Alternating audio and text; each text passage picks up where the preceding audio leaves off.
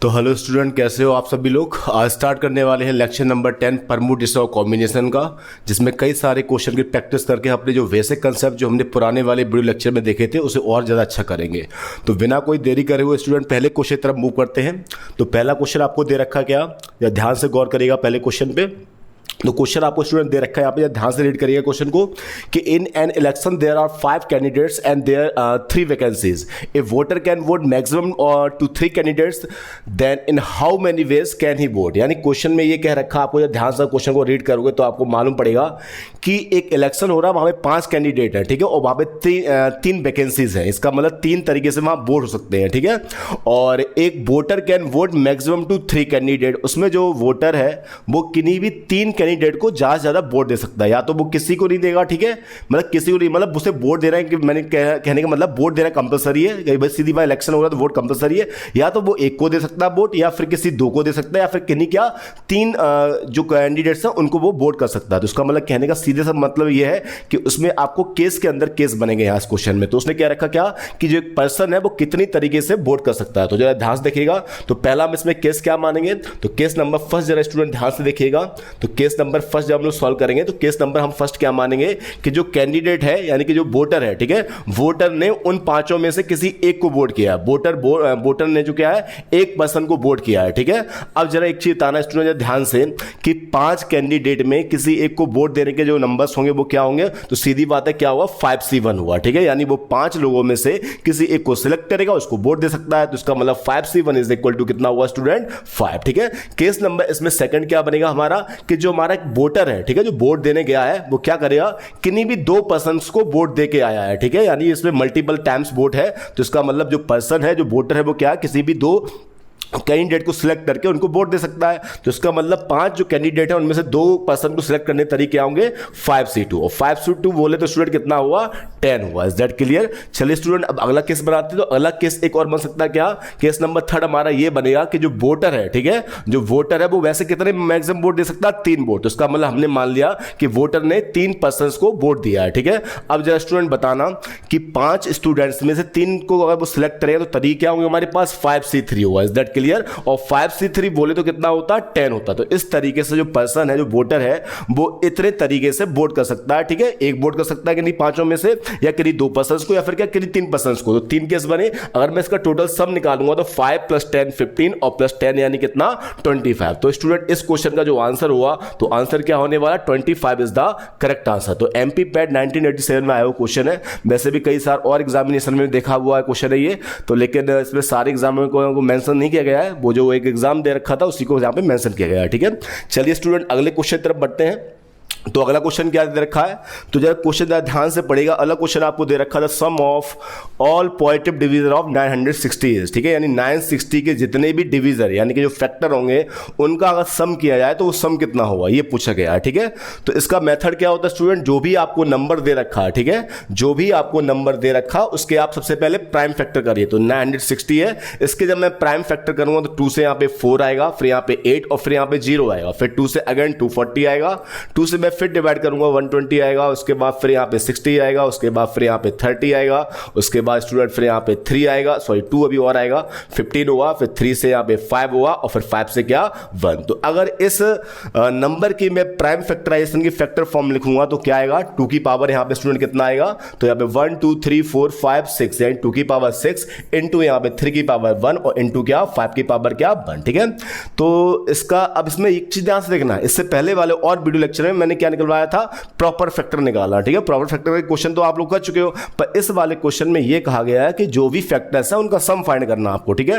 तो फॉर्मूला क्या होता है, ध्यान से देखना स्टूडेंट। इसका फॉर्मूला जो भी होता है जो भी इसमें पर्सन जो भी नंबर प्राइम नंबर दे रखा है उसकी जो भी पावर है उसको आप क्या लगातार 0 से स्टार्ट करिए और अप टू उस टर्म तक लिखिए प्लस के साथ जब तक वो वाला नंबर ना आ जाए। तो इसका मतलब 2 की पावर 6 को मैं लिखूंगा 2 की पावर 0 प्लस 2 की पावर 1, फिर प्लस 2 की पावर 2, फिर प्लस प्लस 2 की पावर क्या 3, फिर प्लस 2 की पावर क्या 4, फिर प्लस 2 की पावर 5 और प्लस 2 की पावर क्या 6, ठीक है। उसके बाद मल्टीप्लाई, ऐसे अगर 3 को मैं 0 स्टार्ट करूंगा 3 की पावर 0 और प्लस 3 की पावर क्या 1, और सिमिलरली मैं अगर 5 की पावर को लेके जाऊंगा तो 5 की पावर 0 प्लस 5 की पावर क्या 1। अब इन नंबर को सिंप्लीफाई करिए, उसके बाद इसका प्रोडक्ट करिए और आपको अपना आंसर मिल जाएगा। तो क्या आंसर होने वाला है ना, 2 की पावर 0 स्टूडेंट कितना हुआ 1 हुआ, फिर यहां पे 2 की पावर 1 2 होगा, फिर यहां पे स्क्वायर यानी 4 हुआ, क्यूब यानी 8, फिर पावर 4 यानी 16, फिर यहां पे 32 और फिर यहां पर क्या 2 की पावर 6 यानी 64, ठीक है। उसके बाद इन नंबर को सॉल्व करूंगा तो यहां पे 1 प्लस 3 यानी 4 हुआ और यहां पे 1 प्लस 5 यानी कितना हुआ 6 हुआ। अब इन नंबर को स्टूडेंट सिंप्लीफाई करिए तो 4 2 6 और 1 7, 7 और 15, 15 और 16 कितना 31, 31 और 32 63, उसके बाद 63 और 64 जब आप ऐड करोगे तो 127 इंटू कितना 6 4 जा 24। अब स्टूडेंट ये नंबर मल्टीप्लाई कर दो, ये नंबर मल्टीप्लाई करते ही आपको अपना आंसर मिलने वाला, ठीक है। तो जरा चलो मल्टीप्लाई करके देख लेते हैं क्या मल्टीप्लाई इसका आता है, ठीक है। इसको मैं रख कर दूं यहां पे, चलिए 127 इंटू फिर कितना 24, ठीक है। तो 4 7 जा 28 हुआ, कैरी 2 हुआ 8, फिर 2 10 कैरी 1 हुआ, 4 1 जा 4 और 1 5, उसके बाद 2 7 जा 14, फिर 5 फिर 2, इसको जब मैं ऐड करूंगा तो 8 आएगा, 4 आएगा, यहां पे 0 और यहां पे क्या 3। तो इसका मतलब इस क्वेश्चन में जो भी इस पर्टिकुलर नंबर 960 के जितने भी फैक्टर होंगे अगर उनको आपस में ऐड किया जाए यानी सम किया जाए तो आंसर हमारे क्या आने वाला उन फैक्टर्स का 3048 इज द करेक्ट आंसर। तो चलिए इस क्वेश्चन को मार्क कर लेते हैं। तो इस क्वेश्चन का स्टूडेंट आंसर क्या आएगा 3048, ठीक है। ये केस सेट ये केरला में एग्जाम होता है, ठीक है, उसमें 2000 में आया वो क्वेश्चन था और 2011 में भी ये क्वेश्चन सेम क्वेश्चन रिपीट भी हुआ, ठीक है। चलिए अगले क्वेश्चन तरफ मूव करते हैं। तो अगला क्वेश्चन क्या दे रखा है उस पर फोकस करिएगा। एक question paper is divide into 2 parts A and B, ठीक है, यानी क्वेश्चन पेपर है, ठीक है। इसमें मान लो आपको दो क्या दे रखे हैं, 2 पार्ट, यानी कि सेक्शन ए मान लिया हमने और दूसरा हमने सेक्शन क्या मान लिया बी मान लिया। Is that clear? उसके बाद क्या रखा, ईच पार्ट कंटेन्स 5 क्वेश्चन और हर एक सेक्शन में कितने हैं 5 क्वेश्चन है। 5 क्वेश्चन सेक्शन ए में भी है और 5 क्वेश्चन आपके सेक्शन बी में भी है, ठीक है। The number of ways in which a candidate can answer 6 question, यानी एक कोई एग्जाम जो कैंडिडेट है वो एग्जाम में बैठा हुआ है तो वो 6 क्वेश्चन का आंसर देना चाहता है, ठीक है, उसे आंसर देना 6 क्वेश्चन का। और उसके बाद क्या, selecting at least 2 question from each part is, ठीक है। और उसने एक चीज और क्या रखी है कि हर एक सेक्शन से भाई कम से कम 2 क्वेश्चन तो उठाने हैं, ठीक है। हर सेक्शन से 2 क्वेश्चन तो उठाने, ठीक है, और 6 का आंसर देना है, ठीक है। चलिए तो पहला केस क्या बनेगा इसमें, पहला केस देखना जरा स्टूडेंट, हमने मान लिया सेक्शन ए से उसने 2 क्वेश्चन उठाए, इज दैट क्लियर।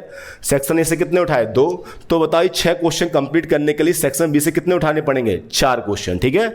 और मिनिमम दोनों में से 2 तो करने ही करने हैं, ठीक है। ऐसा नहीं आप एक इसमें से ले लो 5 इसमें से, क्योंकि फिर वो आपकी कंडीशन ये वाली कंप्लीट नहीं करेगा, यानी 2 क्वेश्चन तो उठाने हैं सेक्शन से, ठीक है। या फिर यानी प्लस सेक्शन ए से वो 3 क्वेश्चन उठा ले और सेक्शन बी से भी क्या 3 क्वेश्चन उठा ले, ठीक है। तो हमारी दोनों कंडीशन फुलफिल हो रही हैं, 6 क्वेश्चन भी अटेम्प्ट हो रहे हैं और हर एक सेक्शन से 2 क्वेश्चन कम से कम आ रहे हैं, ठीक है। अगला टाइप इसमें क्या बनेगा, सेक्शन ए से वो 4 क्वेश्चन उठा ले और सेक्शन बी से कितना 2 क्वेश्चन उठा ले, ठीक है। तो ये आपके सफिशिएंट जो टाइप है वो बन सकते हैं। इससे ज्यादा टाइप बनाएंगे तो हमारी कंडीशंस कोई ना कोई क्रॉस हो जाएगी, ठीक है। चलिए अब सॉल्व करते हैं।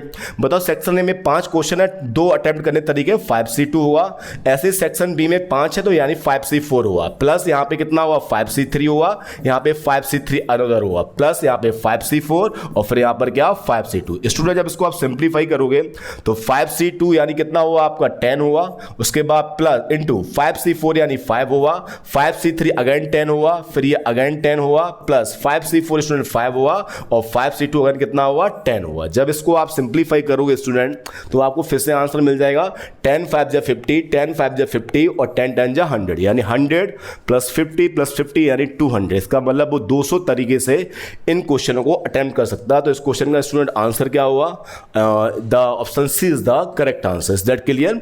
चलिए स्टूडेंट अगले क्वेश्चन तरफ मूव करते हैं। तो अगला क्वेश्चन आपको दे रखा क्या, 10 different letters of an alphabet are given, ठीक है। आपको किसी भी अल्फाबेट क्या जो हमारी इंडिया में यूज होती है सीधी सी बात उसकी अल्फाबेट 26 लेटर की, ठीक है, जिसमें 5 वोवेल्स 21 कंसोनेंट होते हैं। 10 different letters are on an alphabet are given, words with 5 letters are formed from these given letters, then number of words which have at least 1 letter repeated is, ठीक है, यानी आपको पूरी इंग्लिश अल्फाबेट में 10 letter दे रखे हैं, ठीक है, उन 10 में से आप कोई भी 5 लेटर लेके मीनिंग बनाओगे, ठीक है, और कंडीशन क्या है कि एटलीस्ट कम से कम उसमें एक लेटर तो रिपीट करे, ठीक है। तो इसको हम सॉल्व कैसे करेंगे जरा देखना स्टूडेंट, ठीक है। तो हम पहले क्या करेंगे, टोटल नंबर में, ठीक है, टोटल जो नंबर्स होंगे, ठीक है, टोटल जो मीनिंग होंगी, टोटल मीनिंग में क्या माइनस कर दिया जाए, जब क्या उसमें कोई भी letter, no letter is repeat हो, ठीक है, यानी कोई भी लेटर रिपीट ना हो, ठीक है। तो जब इस वाले केस में से हम कोई भी लेटर रिपीट वाले केस माइनस कर देंगे तो हमारे पास कौन से केस आएंगे, जब कुछ ना कुछ रिपीट हुआ, एक लेटर या फिर दूसरा लेटर या फिर तीसरा लेटर, ठीक है।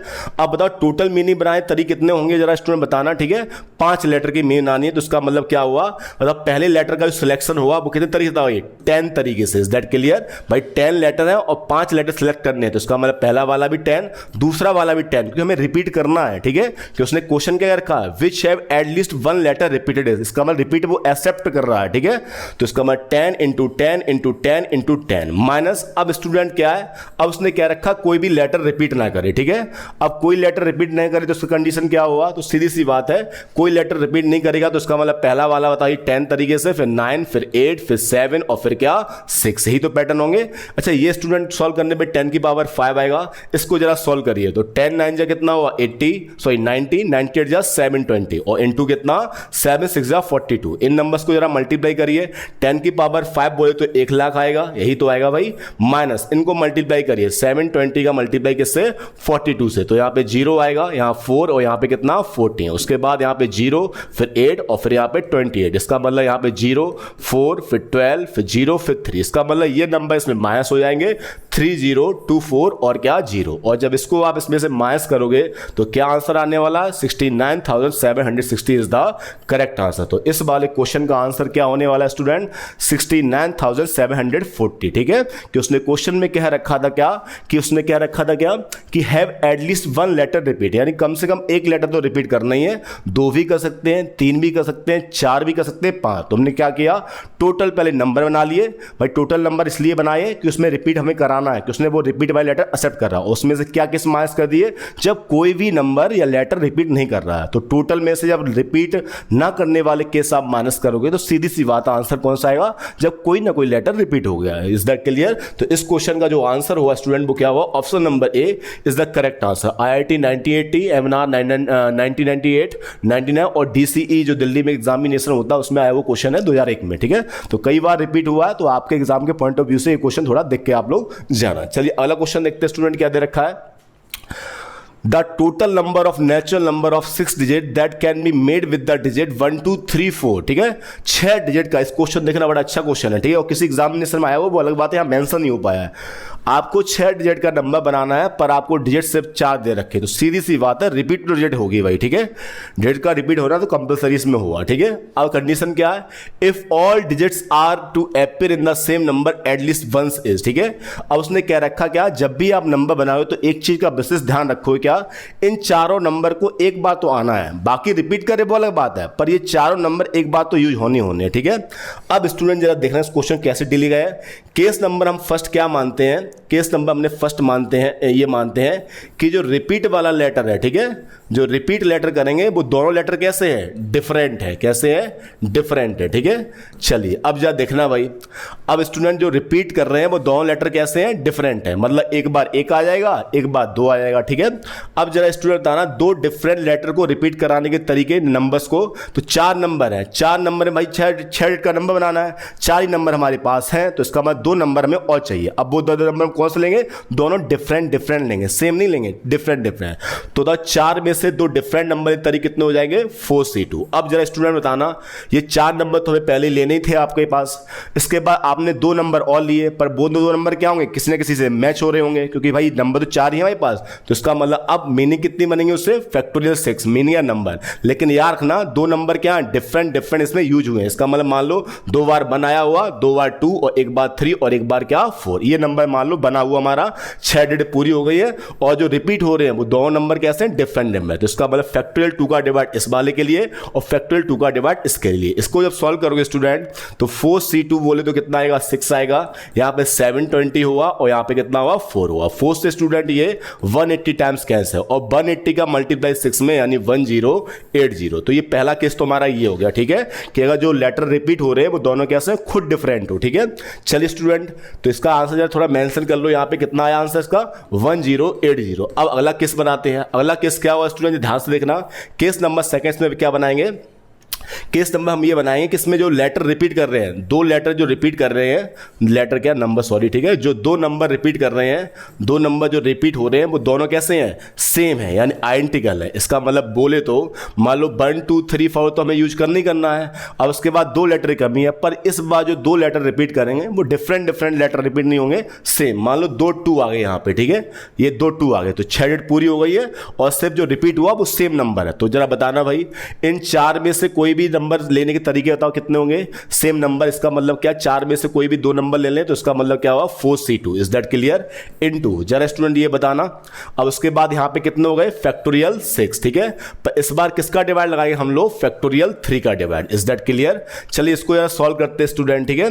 इसको जब आप सॉल्व करोगे तो 4c2, ठीक है। अच्छा एक चीज हो जाता ध्यान से, ठीक है, 4c2 यानी हमें 2 नंबर लिए, ठीक है, पर नंबर तो वो कायदा में एक ही हुआ, ठीक है। तो इसका मतलब यहां पे क्या लगने वाला 4c1, ठीक है, क्योंकि वो दोनों नंबर कैसे हैं, सेम है। तो इसका मतलब इसके सिलेक्शन में भी 2 का डिवाइड लगने वाला, ठीक है, क्योंकि दोनों नंबर कैसे उठाए आपने, सेम, वो डिफरेंट डिफरेंट नहीं। तो 4 में से कायदा में हमने एक पेयर ही उठाया जो 2 का पेयर है, ठीक है, तो उसको हम एक ही बार काउंट करेंगे। तो 4c1 स्टूडेंट 4 हो गया, फैक्टोरियल 6 यानी 120 हो गया और फैक्टोरियल 3 का डिवाइड इसलिए क्योंकि जो भी पेयर रिपीट हो रहा है वो पहले भी एक बार आ चुका है। इसका मतलब फैक्टोरियल 3 का डिवाइड हुआ यहाँ पे, ठीक है, यानी कितना 6 का और ये 720। सॉल्व करिए 4 इंटू यहाँ पे बताओ 720 वैसे का वैसा, ठीक है, और फैक्टोरियल 3 की स्टूडेंट जो वैल्यू होगी, फैक्टोरियल 3 की वैल्यू वो हमारी कितनी होती है यहाँ पे 6। इसको सॉल्व करोगे यहाँ पे तो 1 2 और क्या 0, तो 120 इंटू 4 स्टूडेंट कितना आएगा 480। अब जरा स्टूडेंट देखना ये सेकंड वाले केस का हमारा आंसर कितना आया 480। इससे ज्यादा हम केस नहीं ले सकते हैं, हम 3 लेटर सेम ले लें ऐसा हो नहीं सकता है, क्योंकि अगर आपने बताओ 3 लेटर सेम ले लिए तो मान लो 1 2 3 4 तो आपको लेना ही था और 3 लेटर आपने सेम ले लिए तो इसका मतलब क्या नंबर 7 डिजिट का हो जाएगा। तो इसका मतलब क्या सिर्फ 2 ही केस बनेंगे, क्या जब 4 डिजिट तो पुरानी वाली यूज हो और 2 डिजिट जो रिपीट होनी है वो डिफरेंट डिफरेंट हो। दूसरा केस क्या बनेगा 4 डिजिट तो वही पुरानी वाली हमको लेनी है और जो 2 रिपीट करानी है वो एक पर्टिकुलर सेम नंबर हो, ठीक है। तो चलिए बताओ 480 प्लस 1080 को जब आप ऐड करोगे स्टूडेंट तो आंसर कितना आने वाला 1560 इज द करेक्ट आंसर। तो option number A is the correct answer. Is that clear. चलिए स्टूडेंट अगले क्वेश्चन तरफ बढ़ते हैं। अगला क्वेश्चन आपको दे रखा है ए lady gives A dinner party for 6 guest, ठीक है, एक कोई लेडी है जो 6 लोगों को डिनर पार्टी में इनवाइट करती है, ठीक है। उसके बाद condition the number of ways in which they may be selected from among 10 friend. उसके टोटल 10 फ्रेंड है, उसको 6 लोगों को इनवाइट करना है। पहली बात इतनी समझो, ठीक है। If 2 of the friends will not attend the party together is, मान लो उसमें ए और बी नाम के 2 पर्सन है, ठीक है, जो साथ साथ नहीं आना चाहते हैं, हुआ ना कोई मन मिटाव आपस में, ठीक है, वो साथ साथ पार्टी में नहीं आएंगे, ठीक है, तो साथ साथ पार्टी में जाते हैं, ठीक है। If 2 of the friends will not attend the party together is, ठीक है, यानी 2 लोग हमें साथ साथ नहीं बुलाने हैं, उनको 2 को हमने पहले कलेक्ट कर लिया, वो ए और बी नाम के पर्सन है, ये साथ साथ नहीं आने वाले पार्टी में। अब इनको कैसे बुलाना, अब जरा देखो, ठीक है, टोटल 10 आपको फ्रेंड्स दे रखे हैं और आपको जो डिनर के लिए इन्वाइट करना है वो सिर्फ 6 पर्सन को इन्वाइट करना, कितना का 6 पर्सन का, ठीक है। चलिए इसमें अब जरा स्टूडेंट देखना इन 10 फ्रेंड्स में 8 पर्सन तो जो है वो नॉर्मल वाले हो गए, इनको आने में कोई दिक्कत नहीं है, और 2 क्या हो गए हमारे ए एंड क्या बी, इनको थोड़ी दिक्कत है, इनको हम संभाल के बुलाएंगे, ठीक है। चलिए तो पहला केस हम क्या बनाते हैं कि हम इन दोनों को ही ना बुलाएं, ठीक है। अगर ये दोनों लोग साथ साथ नहीं आना चाहते तो हम दोनों को ही नहीं बुला रहे, ठीक है। तो इसका मतलब क्या वो लेडी इन 8 में से 6 लोगों को बुलाई, तो इसका मतलब पहला केस क्या हो गया 8c6 प्लस अगला हम केस क्या मानते हैं सॉरी अगला मानते क्या उसमें एक तो ए आ गया, ठीक है, ए आ चुका, उसने मतलब उसने ए को इनवाइट कर दिया, तो इसका मतलब वो बी को इनवाइट नहीं करेगा। अब बताओ ए आ गया है और बी को इनवाइट करना नहीं है, तो अब बताओ 8 लोगों में से कितने लोग आपको सिलेक्ट करने हैं? 5, क्योंकि ए आ चुका है और बी का मतलब नहीं, बी अब बाहर निकल चुका है। इसका मतलब अब आपको जो 5 लोग लेने हैं वो इन 8 में से, तो इसका मतलब 8C क्या 5 प्लस, या फिर क्या मान लो एक पर्सन वो बी आ गया तो अब ए नहीं आएगा पार्टी में, तो फिर से वो लेडी इन 5 बचे हुए पर्सन को 8 पर्सन में से बुलाएगी, तो 8C5। इसको सॉल्व करिए स्टूडेंट, तो 8C6 बोले तो 28 हुआ स्टूडेंट, 8C5 बोले तो यहाँ पे 8 7 और फिर क्या 6 और यहाँ पे क्या 56 हुआ, प्लस ऐसे 8C5 ये भी कितना हुआ 56। और जब आप इनको ऐड करोगे तो 56 प्लस 56 यानी 112 और प्लस 28, तो इस क्वेश्चन का जो आंसर हुआ student 140 is the correct answer. तो इस क्वेश्चन का आंसर क्या होने वाला 140, यानी option number B is the correct answer. ये भी डीसीई एग्जाम में आया हुआ क्वेश्चन 2001 ईयर में, ठीक है। चलिए स्टूडेंट अगले क्वेश्चन तरफ मूव करते हैं। ये थोड़ा सिंपल सा क्वेश्चन है, आपने एकेडमिक बुक में भी ऐसे क्वेश्चन दे सकते हो, लेकिन इससे पहले वाले जो भी क्वेश्चन है वो काफ़ी अच्छे क्वेश्चन है, उनको आप थोड़ा अच्छे तरीके से डील करना, तो थोड़े कंसेप्चुअल अच्छे बनेंगे, ठीक है। अगला क्वेश्चन दे रखा जाए, इसको रीड करिएगा। इन how many veg A team of 10 players out of 22 players, तो टोटल आपको जो प्लेयर दे रखे हैं वो स्टूडेंट कितने हैं 22 प्लेयर हैं, 22 प्लेयर टोटल दे रखे हैं, ठीक है। तो इसको मैंने मेंशन कर लिया यहाँ पे, ठीक है, 22 प्लेयर्स दे रखे हैं। Can be made if 6 particular player are always to be included, ठीक है। उन 22 में क्या है 6 ऐसे हैं जो हर बार आपको सिलेक्ट करने ही करने हैं, and 4 particular players are always excluded, और 4 प्लेयर ऐसे हैं मान लो उनको इंजरी है, कुछ उनकी परेशानी है, उनको आपको सिलेक्ट करना ही नहीं, उनके पास जाना ही नहीं है, ठीक है। तो अब जरा स्टूडेंट देखो कि कितने तरीके से आप टीम सिलेक्ट कर सकते हो, ठीक है। अब जरा स्टूडेंट देखो कि 10 लोगों की आपको टीम बनानी है, ठीक है, 10 प्लेयर्स की, ठीक है। अब इसमें क्या है 6 प्लेयर तो ऑलरेडी आ चुके हैं पहले से, उनको आपको लेना ही लेना है, उनमें आपका सिलेक्शन काम नहीं करेगा, यानी क्या वो थोड़े हाई सोर्स वाले मान लो आप, उनके सोर्स अच्छे हैं, उनको तो लेना ही है, उनमें आपका सिलेक्शन नहीं चलेगा। तो सिलेक्शन कितने पे चलना है 6 आ चुके, 4 पे चलना है, ठीक है। अब बताओ जरा स्टूडेंट 22 में 6 पहले ही आ चुके हैं, ठीक है, तो इसका मतलब कितना बचा हमारे पास 16, ठीक है। 16 में भी 4 ऐसे हैं जिनको लेना नहीं है, तो इसका मतलब कितना बचा 12। अब आपको जो 4 प्लेयर लेने सिलेक्शन के लिए वो इन 12 से लो, क्यों? जिनको हमेशा रहना है वो ऑलरेडी आ चुके हैं, उनमें सिलेक्शन काम नहीं करेगा, जो ऑलरेडी हमेशा बाहर रहेंगे उन पे भी सिलेक्शन अप्लाई नहीं हुआ, तो सिलेक्शन जो अप्लाई हुआ वो सिर्फ इन 12 प्लेयर्स पे हुआ, तो इसका मतलब कितना यहाँ पे 12C और क्या 4, ठीक है। तो इस तरीके से क्वेश्चन का आंसर क्या हुआ 12C4, ठीक है। तो आपने टीम भले 10 लोगों की बनानी है, पर आपका सिलेक्शन सिर्फ 4 बंदों पे काम करने वाला है, क्योंकि 6 क्या है 6 परमानेंटली फिक्स है, वो तो लेने ही लेने हैं, उनको आप सिलेक्शन में नहीं ला सकते दायरे में, और 4 ऐसे हैं जिनको कभी लाना ही नहीं आपको उस दायरे में, ठीक है, तो वो भी सिलेक्शन का हिस्सा नहीं बनेंगे। तो सिलेक्शन का हिस्सा सिर्फ 12 में से 4 प्लेयर बनाने हैं आपको, ठीक है। तो इस तरीके से स्टूडेंट इस क्वेश्चन का जो आंसर हुआ तो option number C is the correct answer. Is that clear? चलिए अगले क्वेश्चन तरफ बढ़ते हैं। क्या है Let A and B 2 sets containing 2 element and 4 element, ठीक है। मान लो आपको एक सेट A दे रखा, A में आपके 2 एलिमेंट है, चलो हमने सेट मान लिया A, B नाम का है, ठीक है। और दूसरा सेट B दे रखा, इसमें आपके 4 एलिमेंट है, मान लिया 1 2 3 और फिर क्या 4। अब क्वेश्चन ये है the number of subset of A cross B having 3 और मोर एलिमेंट, ये क्वेश्चन क्या रखा, ठीक है। तो जरा स्टूडेंट पहले ये था ना A क्रॉस B में जो टोटल नंबर ऑफ एलिमेंट होंगे, ठीक है, वो कितने होने वाले हमारे पास, टोटल कितने होंगे यहाँ पे 2 × 4, तो इसका मतलब A क्रॉस B में टोटल कितने एलिमेंट होने वाले हैं 8 एलिमेंट होने वाले। उसको ऐसे लिख दो भाई A क्रॉस B में टोटल एलिमेंट कितने हैं 8 है, ठीक है। अब आपको बनाना क्या है, इसमें ऐसे सबसेट बताने हैं जिसमें क्या 3 या फिर 3 से ज्यादा एलिमेंट हो, ठीक है। तो बताओ हमारे पास A क्रॉस B में 8 लोग बैठे हैं, ठीक है, और हमें अब वो सबसेट बनाने हैं जिनके पास 3 या फिर 3 से ज्यादा क्या हो नंबर ऑफ सबसेट हो, क्या इसमें एलिमेंट क्या हो 3 या 3 से ज्यादा। तो इसका मतलब पहला तरीका क्या हुआ 8C3 हुआ, ठीक है, या फिर दूसरा क्या हुआ 8C4, फिर अगला क्या हुआ 8C5, अगला क्या 8C6, अगला क्या 8C7 और अगला फिर क्या हुआ 8C8, ठीक है। तो इसका मतलब 8 आपको जो एलिमेंट दे रखे हैं, ठीक है, उसमें से 3 या फिर 3 से ज्यादा वाले जो सबसेट होंगे, ठीक है, एलिमेंट वाले सबसेट होंगे वो 8C3 प्लस 8C4 भाई, क्योंकि एटलीस्ट वर्ड बोला गया इसलिए, ठीक है। चलिए अब इसको सॉल्व करिए भाई, ठीक है। 8C3 बोले तो स्टूडेंट कितना आएगा 876 यानी 56 आता है, ठीक है। 8C4 सॉल्व करिए, ठीक है, तो फैक्टोरियल 8 फैक्टोरियल 4 फैक्टोरियल 4, ठीक है। तो 8 7 और फिर क्या 6 और फिर 5, ठीक है, और यहाँ पे 24 आएगा, तो यहाँ पे 4 से 6 से 4 बार, यहाँ पे 2 बार, तो इसका मतलब 2 7 जा 14 5 जा 14 5 जा 70, ठीक है। 8C 8C5 सॉल्व करिए, 8C5 is equal to 8C3, तो इसका मतलब 56 होगा, ठीक है। 8C6 सॉल्व करिए 28 आएगा, 8C7 8 आएगा और 8C8 1। इन नंबरों को ऐड करिए स्टूडेंट, ठीक है।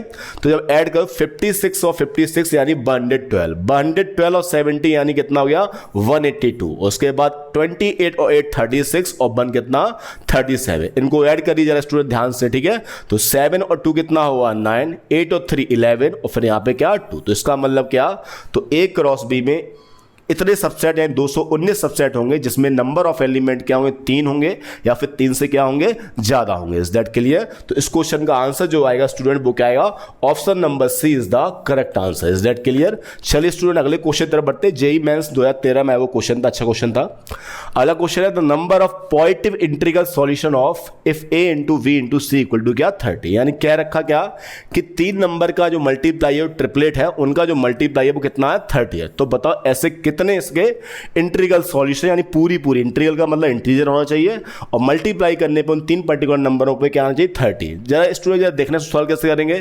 30 को जब आप फैक्टराइज करोगे यहाँ 15 आएगा, यहाँ 3 आएगा, यहाँ 5 आएगा। इसका मतलब 2 की पावर 1, 3 की पावर 1 और इंटू 5 पावर 1, ठीक है। इसका मतलब 2 एक बार आएगा, 3 एक बार आएगा, ठीक है, और 5 एक बार आएगा। इसका मतलब क्या 3 नंबर है। अब बताओ ये 3 जगह है, ठीक है। और बताओ 3 नंबरों को 3 जगह पे फिक्स करने के तरीके तो क्या होंगे बताओ भाई। बताओ इस वाले बॉक्स को भरेंगे तरीके, 3 नंबर का मल्टीप्लाई 30 लाना है तो यहाँ पे कोई भी आ सकता है, वो 2 भी हो सकता है, 3 भी हो सकता है, 5 भी। क्योंकि मल्टीप्लाई करने पे वो मल्टीप्लाई 30 आना है। इसका मतलब इस वाले बॉक्स को भरने के 3 तरीके, इस वाले के 2, इस वाले क्या 1। इसका मतलब टोटल जो पैटर्न होंगे 3 इंटू 2 इंटू 1, इसका मतलब कितने तरीके आएंगे देयर इज द 6, ठीक है। यानी 6 तरीके ऐसे होंगे जब आप नंबरों को मल्टीप्लाई करके क्या ला सकते हो 30 ला सकते हो। Is that clear?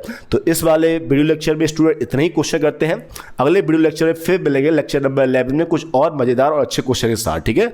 अपनी तैयारी करते रहिए अच्छे से और कोई भी अगर आपको डाउट हो तो कमेंट बॉक्स में आप कमेंट करके उसे बताइएगा। Thank you.